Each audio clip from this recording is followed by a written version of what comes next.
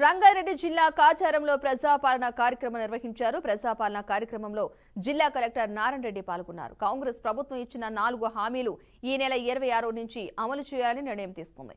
అర్హులైన లబ్ధిదారులు జాబితాలో పేర్లు రాని వాళ్లు అప్లై చేసుకోవాలని నారాయణ రెడ్డి అన్నారు. ఈ కార్యక్రమంలో పలువురు అధికారులు పాల్గొన్నారు. అర్హత ఉన్న ప్రతి ఒక్కరికి ఇస్తాం, దాంట్లో ఎలాంటి డౌట్ అవసరం లేదు. సో కాబట్టి ఒకసారి మీరు చెక్ చేసుకోండి.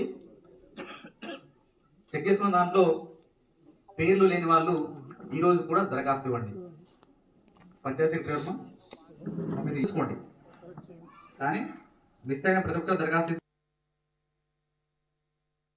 మనం జిల్లా వ్యాప్తంగా కూడా గ్రామ సభలు అదేవిధంగా వార్డు సభలు నిర్వహించుకుంటున్నాం. ఈరోజు మనం జిల్లా వ్యాప్తంగా 129 వార్డులలో 160 గ్రామాలలో ఈ రోజు మనం గ్రామ సభలు నిర్వహించుకుంటున్నాం. మిగతా నుండి చేసుకునే విధంగా 24 కూడా అనుకుంటున్నాం. మోస్ట్లీ 23 వరకే ఈ కార్యక్రమాన్ని అంటే గ్రామ సభలు కార్యక్రమాన్ని పూర్తి చేసేటట్టు ప్లాన్ చేసుకుంటున్నాం.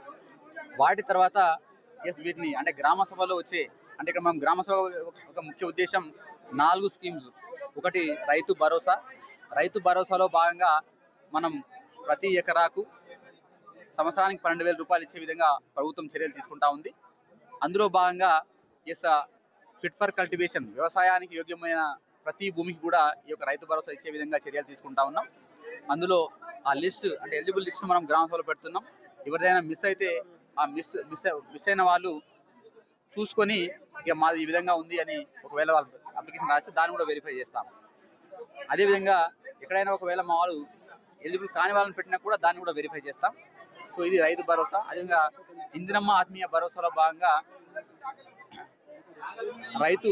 రైతు కూలీలకు అంటే భూమి లేని రైతు కూలీలకు సంవత్సరానికి 12,000 రూపాయలు ఇచ్చే విధంగా చర్యలు తీసుకుంటుంది. అందులో మనకు NRGS లో 20 రోజులు పనిచేసిన కుటుంబం దీనికి అర్హత ఉంటుంది. సో వాటి యొక్క లిస్టు పెట్టడం జరుగుతుంది. ప్రజాపాలనలో భాగంగా ప్రభుత్వం